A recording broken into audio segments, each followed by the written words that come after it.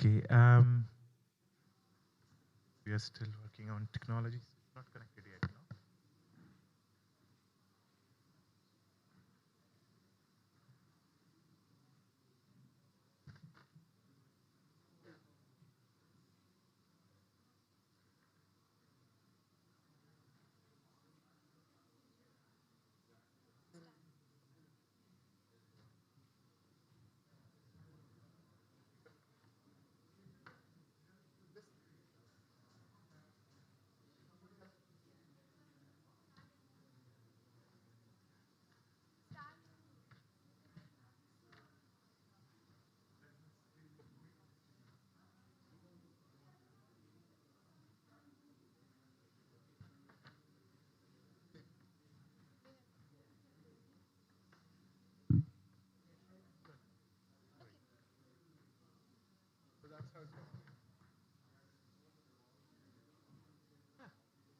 There are two handhelds there.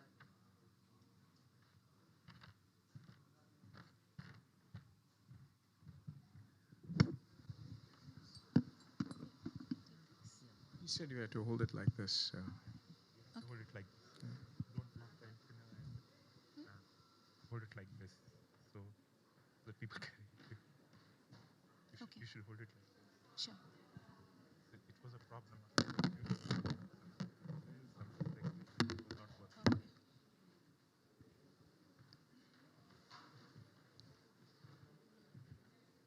Okay.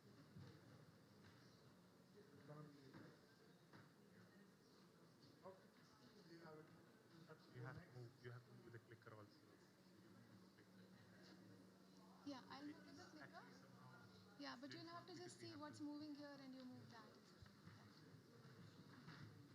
Okay, may I request you to please have your seats? So we'll be starting our first session for today. Good morning, everyone. A very warm welcome to all of you on the last day of COP here at UGI's Pavilion UN Climate Change Global Innovation Hub. My name is Nitin Arora. I'm the project manager of UGIH. And for the first session of the day, we have here Gayatri Chauhan, who is the CEO of Buzz on Earth. And in this session, we'll explore innovative climate solutions coming up from India, and we'll also see some innovative products in the session. So without any further ado, I would like to pass on the floor to you, Gayatri. Gayatri, please go ahead. Thank you. Thank you so much, Nitin. A very warm welcome to all of you. A good morning, good afternoon, good evening from whichever part of the world you're watching us. Thank you for joining us today. And thank you, Mr. Sarmad, for making it. So I would first request my colleague, Dr. Babu Padmanabhan, to introduce himself. Thank you. Thank you, Nitin. Thank you, Gayatri. I have a PhD from Virginia Tech. I'm a kinematician, an analytical kinematician. I belong to the school started by the Archimedes. So I deal with the ability to convert energy into work through application of force. And here we are to present some technologies and some innovations. Great. Thank you, Dr. Babu. So I am Gayatri Chauhan, founder and CEO of Buzz on Earth and the not-for-profit called Gaia the Earth Foundation.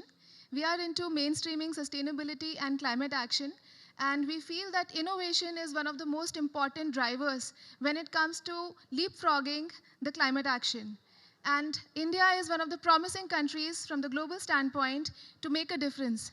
And here we are to share with you some of the leading climate innovations from our homeland, that is India.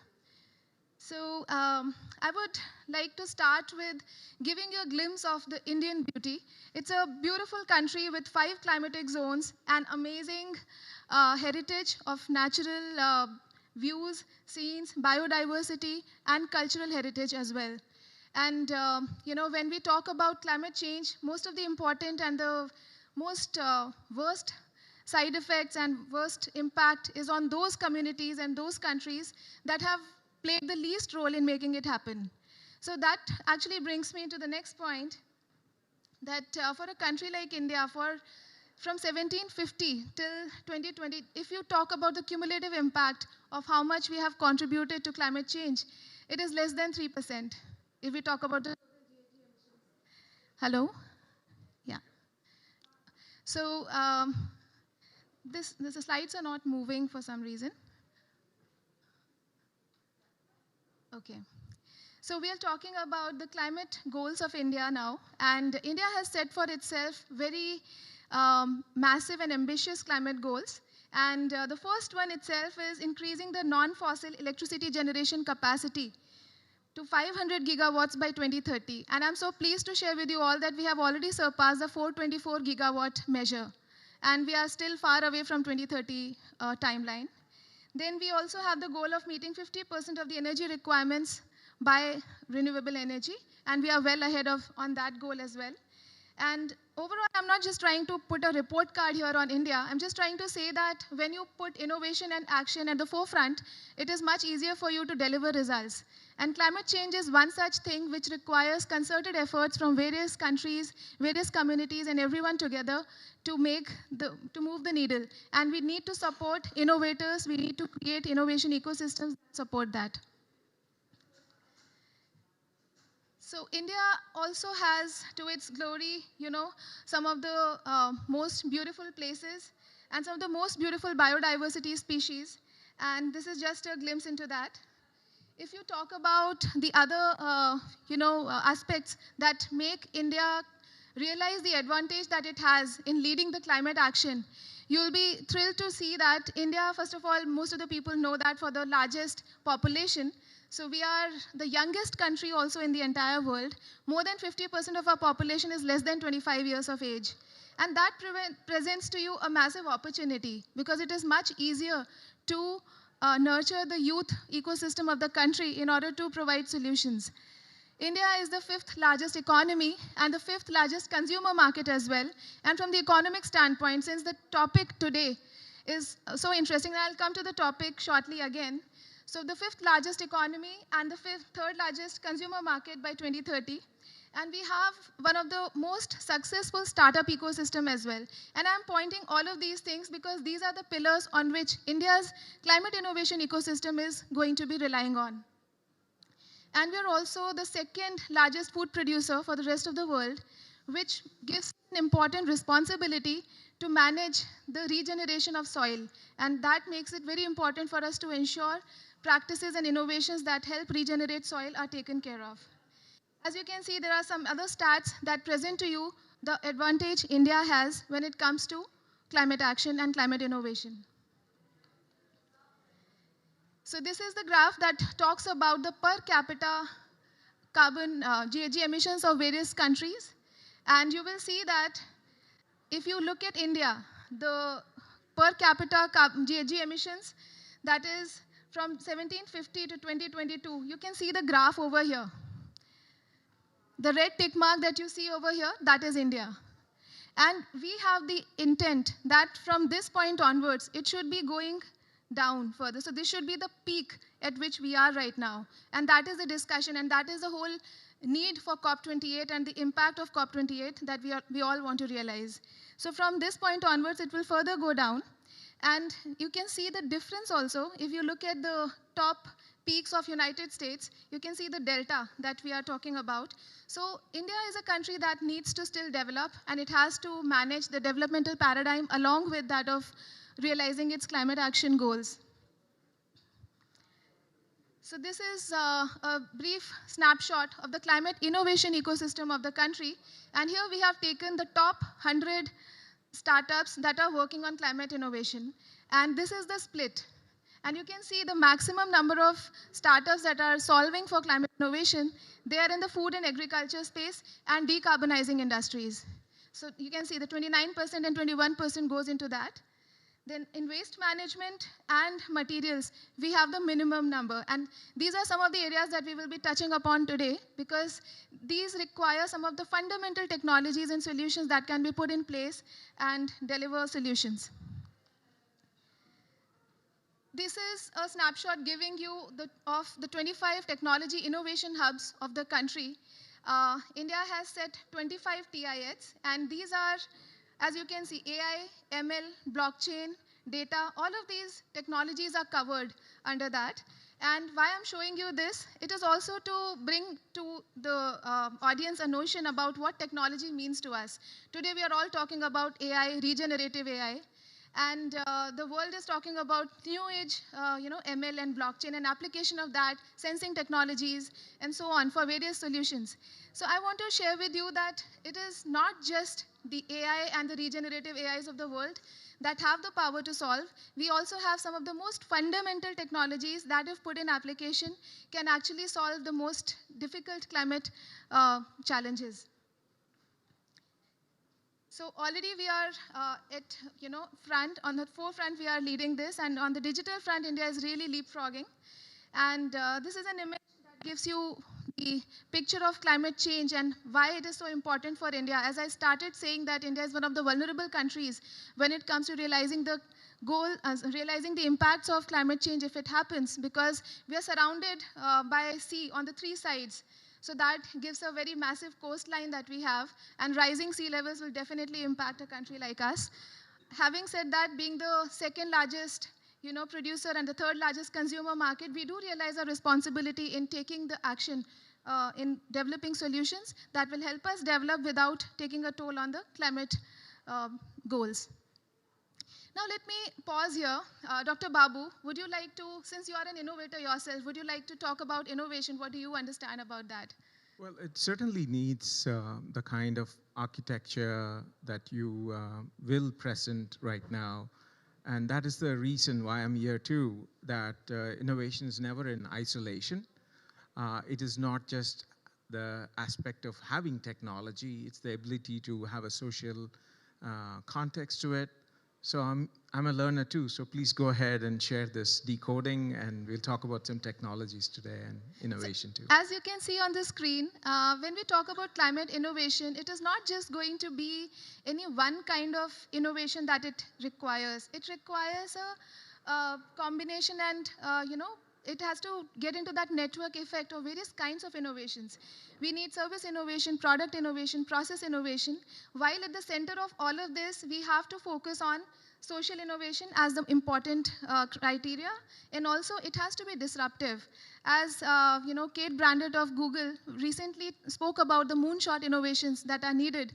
For us to manage and avert this climate crisis, we need moonshot innovations, and we have to really enter into the era of disruptive innovations.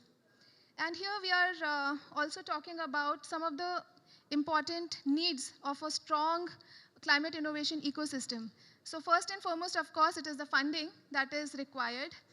And so yeah, we are going to the next slide. So the funding, which is strong and accessible, that is needed, and the diverse ecosystem, that is a very important thing, because the diversity of ideas is what makes climate solutions possible. Because climate change is a problem which is created by a new system that has developed and that has been created by mankind. So it will require us to develop a new kind of solution, and that requires diverse thinking. And nature can be a great inspiration for us when it comes to developing these diverse ecosystems, because we have to come up with, the diversity, the way nature functions. Then the culture of collaboration. This is another important point that we want to focus on, that climate innovation requires massive collaboration at all fronts, not only at the front of countries, but also within businesses, within the business sectors, and within different kinds of economic strata. And when we are talking about academia, research institutions, management institutions, technology institutions, businesses, corporates, startups, governments, communities, we have to see how we can get them all come on a single platform and operate together, build solutions together, realize the need of the urgency. And the talent, that is of innovation talent, has to be realized and nurtured at an early stage. That is yet another important point, that we should not wait for a company to become the size of the listed company and then think about how I can contribute towards climate action. It should start at the age, I would say, as early as a child starts understanding what climate is. And that is why focusing on youth is extremely important, and nurturing that talent early on, and make them believe that you are the solvers, you are the solution makers, you're the solution providers, and not feel as a victimized, I would say, don't feel the victim alone. So because that's a mindset thing that we want to change, it requires a mindset shift. And the R&D capability, so which is definitely an important player. So here I introduce to you the program that we run. It is called Accelerator for Climate Entrepreneurship, ACE, and we are glad to be partnering with the United Nations Global Innovation Hub for developing a strong and robust ecosystem in India, which will be promoting the top climate innovations from the country. And as a I would say, thumb rule, we are trying to see if we can come up with 25 to 30 top innovations every year. And today, out of those, we will be presenting to you some 5 top innovations that are solving some of the massive climate problems. So here, as you can see, ACE India aims to fulfill India's developmental objectives without compromising on the focus that it requires on climate solutions. Yeah. So these are the themes that it has. I think this is the other version, I feel, right? So, okay. So this is the first problem that we will be talking about today, that is of 300 million tons of plastic waste that gets generated every year. Just give me a second. I'll see if I can change the slide, because I think this is a different version playing out here. Gayatri, the one on the YouTube is fine. Is fine? Yeah. Okay. All right. So India generates, as you can see here, 12 million tons of plastic waste, and this is out of 400 million tons of global annual plastic waste that gets generated. So first you can see, while the overall contribution is much lesser, but then a solution that solves this problem can be benefiting not only India, but the rest of the world. So Dr. Babu, I would like you to share a bit more about how this problem really manifests and what kind of innovations would it require? Yes. So in general, the 20th century has seen tremendous advancement, one of which is advancement in materials. You know, we have moved from the Neolithic, the Stone Age, at the end of the Ice Age, 10,000 years ago, very swiftly through the Metal Ages to the age of advanced materials, which is plastics. And like any other technology, including nuclear and others, it can be misused, abused, and whatnot. So we have to find tangible solutions, because this material, a very advanced material, is capable of providing food security. It's capable of providing health and hygiene. So it's a very essential material. We need to find a comprehensive solution. We have to deal with the material that's so light, so easy to use for packaging, but at the same time is now multiple resins, multiple layers, metallized, commingled, and because it's primary packaging, it's even contaminated after use. So how can we take 30–40% of the entire plastics in the world and still manage to do something useful is the problem, which is pretty complex, I would imagine. And I would also like to add to this that here we are, also combining these mixed problems together. So these problems are not very linear problems in their whole essence. These are complex problems that require a multidimensional solutions that will not stick to just addressing one part of the problem alone. So the second problem, I'm combining these two problems because the solution that we will be talking about is actually addressing both of these problems. The second problem is that of deforestation, which is yet another problem which is faced by the entire world because we need to develop, and for developmental requirements, forests are being cut all over. India has lost more than 6,68,400 hectares of forest in last 30 years. And this is a massive loss for a country like India because forests are the biggest carbon sink, and forests are the biggest provider of livelihoods and the terrestrial biodiversity as well. So, and why we need to do this? Again, the developmental paradigm kicks in. We need to build housing. We need to, cater to the requirements of the population. We need to cater to the students, schools, warehousing, transportation, and so on. So these are the problems that we have. Now, if I just put this question back to you, what do you think we can do about it? What kind of solutions do exist? And we'll just take a pause, and then I'll pass it on to Dr. Babu and reflect Well, on solutions. you know, over 250 years now, Adam Smith's model of specialization, we know that unless something is well refined and highly specialized, we can't solve it. So there has been economic growth. There has been a tremendous amount of prosperity in the world, but at the same time, alienation and overexploitation. I present to you a new dimension to technology, which comes from the land of India, because it's the land of yoga, which is to synthesize something. And we began this quest by asking a simple question that looks like the Wright brothers asked, something like 120 years ago, about controlling a flight. It was not raw power that enabled the Wright brothers to develop flight. It was the ability to control the flight in 4 dimensions, meaning space and time. And when you have to do this, you not only have to control the movement of the aircraft in position, but also orientation, the roll, the pitch, and the yaw movements. And it's really inspiring for us that a year before the Wright brothers succeeded, Wilbur Wright had already said that if you're looking for perfect safety, you will do well to sit on a fence and watch the birds. But if you really wish to learn, you must mount a machine and become acquainted with its tricks by actual trial. Only by doing, we can learn. Can we move material? Can we process material the way flights can happen? And this is the hallmark of intelligent compounding. It's not about refining. It's about putting things back together. So if you can come up with the process, and this is applicable to everywhere we use compounds, material that create properties. It's in food, it's in pharmaceuticals, and so is in materials of all kinds. We use a process akin to the working of an earthworm. As the material moves through this process vessel, it gets worked on without any of the material staying back. There's no stagnation, no accumulation. And therefore, it can provide that control over space and time in the way the material is processed.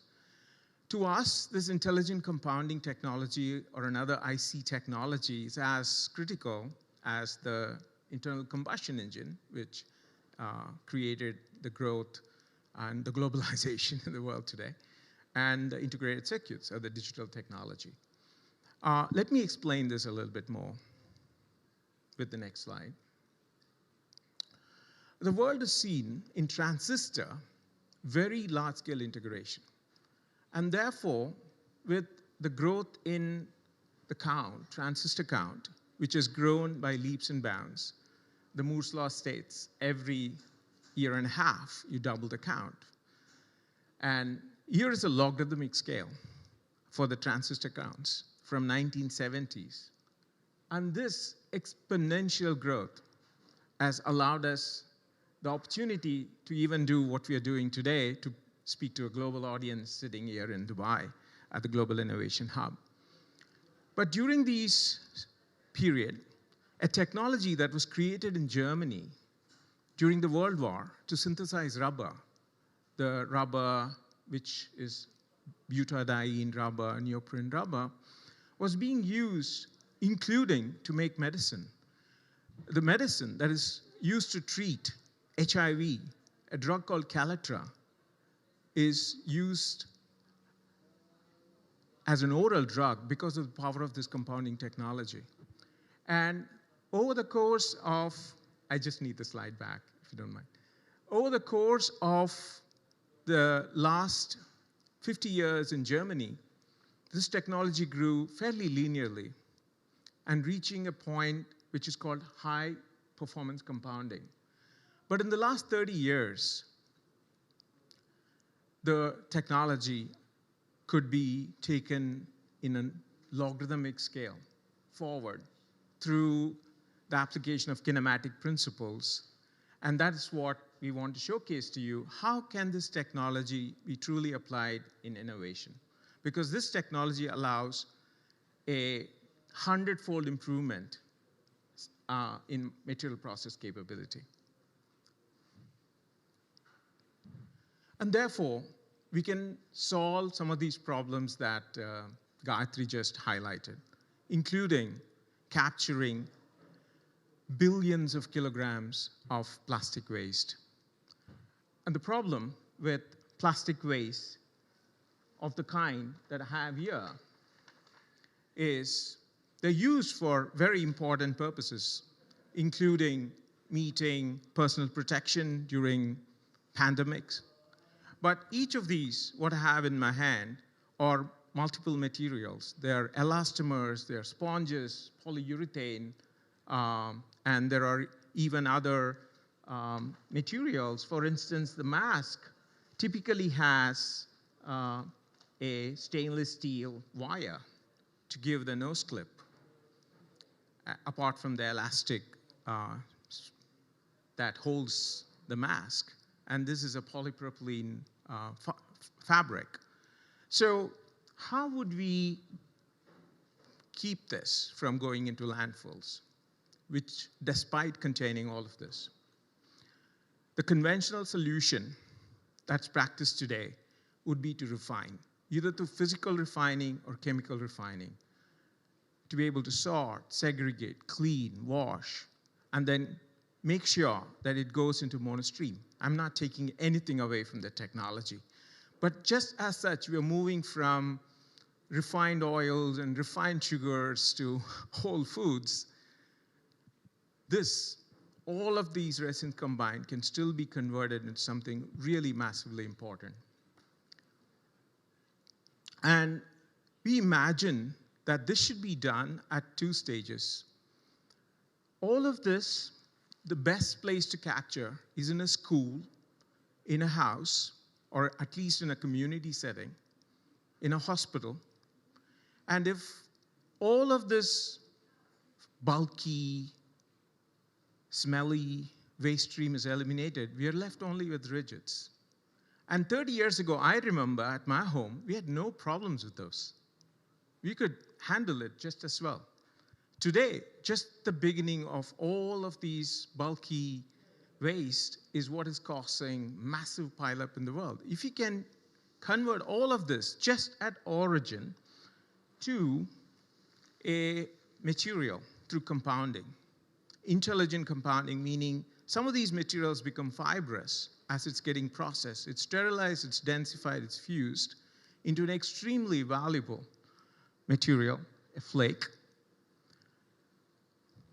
And those, when they are accumulated using Internet of Things, you can figure out when you have sufficient volumes in a school. So every week, every month, you pick it up and take it to a hub to convert it into wood-like materials. And intelligent compounding would allow us to reinforce these materials with long fibers, and it would allow us to build porosities just like wood. So you see some pictures of wood on the screen, as well as on the very last, a picture of a profile built by intelligent compounding. And for the first time in the world, we have a material that can compete with nature's best, wood. Beautiful. This is really a beautiful example of biomimicry as well. As you can see, the anatomy of a natural wood and the synthetic material created out of innovation here. So we have some products also for some of you who want to touch and feel these products and see how closely it relates with wood and the various kinds of textures that it has. So some of the images are here on the screen for the online audiences, but for those who are here, they can actually have a look and feel experience. Yes, and just to summarize this before we move on to the next part of the presentation on the technology moving forward. So what we can do with very little energy, no resources such as water and intense use of human labor, but with intelligent use of human labor, it still needs 100,000 of these devices. It needs people to then convert these materials into school furnitures or various other articles, but with intelligent use of labor and least use of resources, especially water. One could take and convert a large amount of this waste stream, over 30% of the current waste stream, into lumber. A quick summary for anyone who wants to just see it on one page. In other words, you're talking about a first mile solution at a school, at a house, or a hospital, and then a hub or a last mile solution which converts into lumber through these various stages. So coming to the next problem. So we have already seen that we were able to show you a practical solution for two of the most fundamental problems of climate change and urbanization, that was emanating from plastics waste as well as deforestation. Now, let me present to you another problem which is very close to my heart as well, that is the soil contamination. And soil we cannot ignore, because we may probably survive a pandemic, but we cannot survive food security issue. When that actually hits us, we will realize, and we are not left with more than 53 years of farmable land, to be precise. And if you look at the kind of contamination that we are doing with the soil, it is not only happening through microplastics, it is happening through various other, I would say technological revolutions that have come in after Green Revolution because of all the pesticides, fertilizers, chemicals that we dump into the soil. So here we are going to talk about actually two problems. Problem number 3 and problem number 4 are going to talk about that. So first is dealing with microplastics, that how do we deal with microplastics? And the growing population, increasing food production for a country that has to meet the developmental needs, it is an important requirement, and you need to use fertilizers. You cannot get away with it. So how do we manage these two problems in conjunction? That is what we will be showing here. So this is the fourth problem, that is the degraded soil. So what I'm presenting to you, two massive problems. And Dr. Babu, I would present these two problems to you since you will be talking about the solutions. So first problem is that of microplastics, and how do we deal with it, and how it is contaminating the soil. And second problem is about, in general, the, more than 50% of agricultural soil is degraded globally. And if we talk about India alone, we have 98 million hectares of degraded land parcels. So how do we manage to, enhance the quality of soil in general and increase the fertility of it? That will have massive impact on its livelihoods. Right. Yeah. Thank you again, Gayatri. I know that even with regenerative forestry, already you, in the form of a nonprofit, is working on how soil can be enriched. Obviously, a soil is enriched when it has certain amount of content, nitrogen for one, phosphorus, potassium, all kinds of useful elements. And most importantly, organic content, which then allows for various, microbial and fungal populations to benefit growth of plants. We know that you're doing this. But when we talked about a solution that would benefit even regenerative forestry, and the fact that it needs to be comprehensive, is where this particular microplastics problem comes. Some of you in the audience who are listening, also on the internet, may be wondering, but you already spoke about plastics, that you're going to capture all of these packaging waste and convert into something. Isn't that getting rid of microplastic? Now, microplastic has become a catch-all phrase. The rubber tires which wear out, that's also generating microplastics. If I wash my clothes, it generates microplastic. It's not just packaging waste that generates microplastic. The one that we are most concerned with here in this particular problem that Gayatri just stated is the microplastic that is going to enter the human biome or become part of a biological system, a soil biome, a ecosystem where a living thing is being nurtured. And that is consequential because these organic molecules then can have devastating consequences. Today, a large portion of our food comes from cloud kitchens, restaurant kitchens, directly to our homes. We just have to order on the internet and it's delivered to our table. How is it getting packaged? It's now, along with food residue, going into another system. What will it impact the future of food production in the world? That is a very different problem from the other problems that we just shared and talked about. So we look at this as a fundamental problem.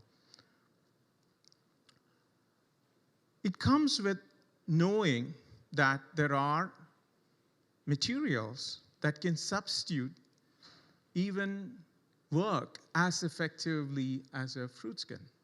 Obviously, all organic molecules that nature has designed can be understood by us, and that's how we know how antibiotics work, or how do we build some of your medicines. We know that we can understand from nature. How does nature protect a fruit? What kind of skin does it build? What kind of essential oils, what kind of compounds are present in a skin of an apple, skin of an avocado to protect it? Now, nature is designed to protect it for a certain reason, for a certain lifespan, for a certain duration. But due to human needs, we need to transport, we need to make sure that it can be in the hands of people in the most economical way. And there are solutions to this. We can manage to use biocompostable, biophilic materials, which actually contribute to enrich the soil while increasing shelf life.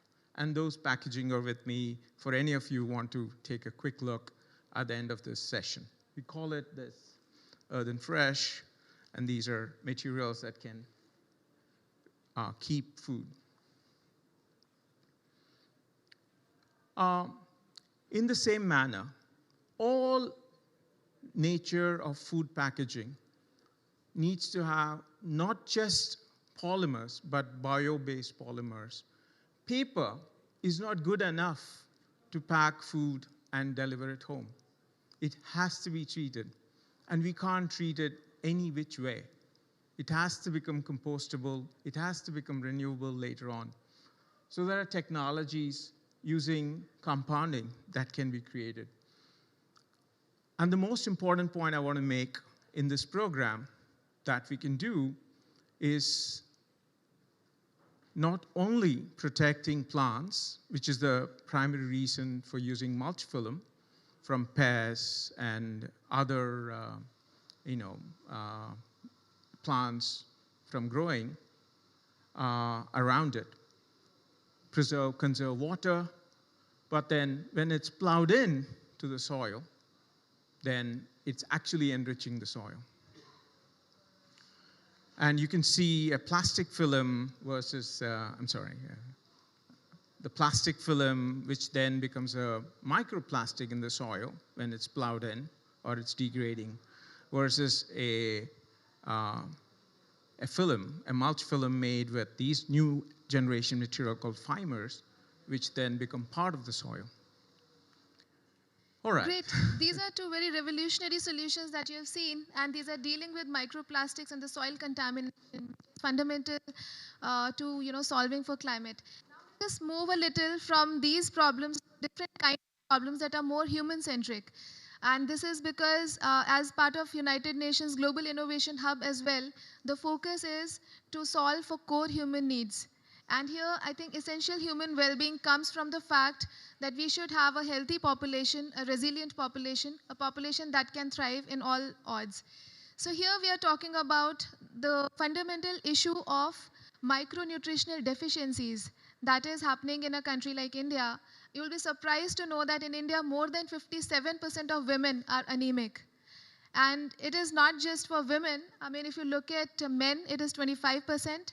And this is the data from the National Family Health Survey. And for adolescent boys, it is 31%. For girls, it is 59%. And for kids, it is 67%. So that presents to you another big challenge that India has to focus, that is on taking care of micronutrition deficiencies. And here we will be talking about two of them today. One is of iron, second is of calcium. I'm sure all of you agree with me that these deficiencies do lead to several lifestyle problems and sometimes even life-threatening conditions. So talks about the similar problem, that is hidden hunger. And more than 70% of the country is an agrarian country, and more than 80% of the country lives below poverty line. So here, what do we do about this kind of crisis when we are looking at obesity or hidden hunger? What kind of nutritional solutions can be provided? So Dr. Babu, would you like to talk about that? I think I made a change in the number. Please, you may correct that as we speak. No, first of all, we're changing gears here. We spoke about materials, and suddenly we're going to talk about nutrition. I just want to give a context to the audience, therefore. So as an organization that was in technology making, we were fortunate to be able to work with a number of pharmaceutical companies dealing with the HIV crisis. And it turned out that the solution to improve bioavailability of drugs was a compounding challenge. You need to make materials interact and then make them orally bioavailable. And that knowledge, that even as an individual in 2005, people would say that watch your back. In a movie theater, somebody would stab you with a needle and you can get infected with HIV and you're no longer afraid of it. And we were part of that journey. We could help companies bring down the cost of HIV medication by 1/100th under the PEPFAR program. It was a true inspiration. This technology is very meaningful. And we moved from that time, not only from intelligent compounding, but also realizing the importance of what we now call as partial fusion technology, which results in a number of additional benefits and properties, both in pharmaceutical and food processing. So this is a more recent journey for us in the last 10 years, as opposed to the 30-year mission that we had in polymer processing. I'm not sure what numbers you had in mind. I didn't hear anything that was, I think, amiss. So, but answering the problem first, Gayatri, that you introduced, iron and calcium, or, well, I mean, I should explain a little bit on the fusion technology, but I looked at the watch, and I think we are, running short of time. So we will be discussing the innovation first and maybe the technologies later if there is any question. So clearly, 75 years post-independence, it's not the absence of iron pills that's causing iron deficiency anemia. It's really the tolerance. Given an iron pill, can we take it? If it causes dysentery, if it causes skin allergy, if it causes any kind of nausea, why would anyone take it? These have to be not just be available as a medicine, should be tolerable and bioavailable. So that is where this particular solution becomes a challenge. Okay. And if we look at the next innovation, that is... So while I share how it can work, it would be in the form of mouth-dissolvable iron pills, drinkable calcium like milk, highly bioavailable, highly tolerant forms that helps in dealing with these conditions. And those are all possible through these partial fusion technology. So how can we solve these problems with basic nutrition? Because, see, micronutrition deficiencies and people who are not very comfortable taking supplements, how do we deal with that as a challenge? Well, India does not have an equivalent of a pasta or a noodle. And therefore, the availability of nutrition is always a challenge. And a lot of the population are also vegetarian. And what that means is, we cannot have on the staple, of course, noodles and pastas, which are not a balanced food at all. And we need the ability to have an equivalent to those. And those have to be based on native grains, ancient, millets and so forth, but has to be presented in a form that would still be palatable. So that are possible because of the ability to work on technologies that would convert into rice-like forms, flake-like forms, puffed rice-like forms, these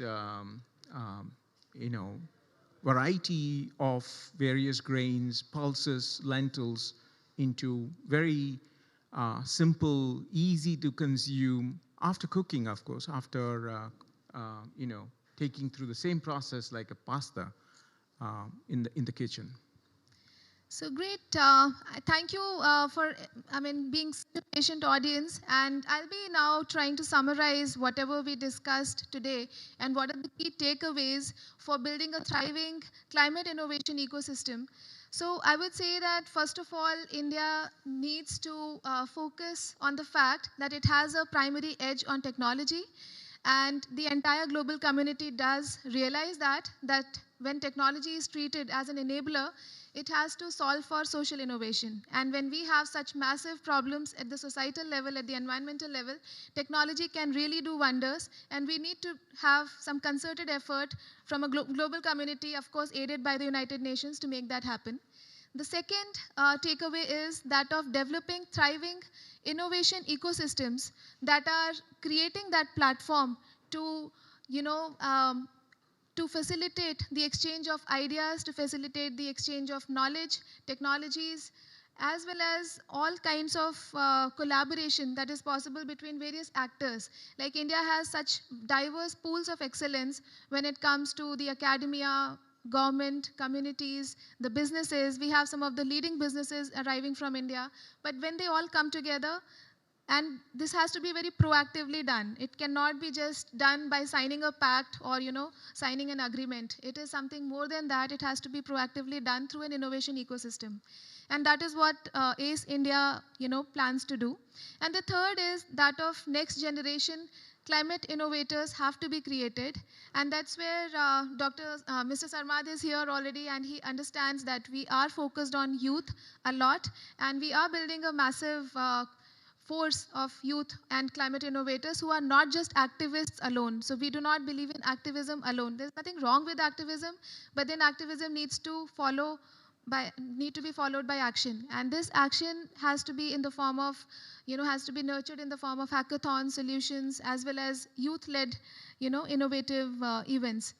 So with that, I will request Dr. Babu to draw the conclusion that the true sign of intelligence is not in knowledge, but imagination. And what innovators like him are doing is something what we all needs to get inspiration from. Absolutely, yeah. I mean, this has been a wonderful platform, and I'm sure it will create new dimensions. I think wisdom, to act out of wisdom, it's not just specialized knowledge. It's holistic knowledge, and that needs collaboration. It's not one player. It is the ability to work together. And I'm so glad to be here today. Thank you for this opportunity. And of course, I think the one thing that separates now human intelligence from artificial intelligence is our ability to continue to have holistic knowledge and use it with a great bit of imagination for creativity. And that's an inspiration, of course. Great. Thank you so much, Dr. Babu, and thank you all for being here and listening to this. Thanks a lot.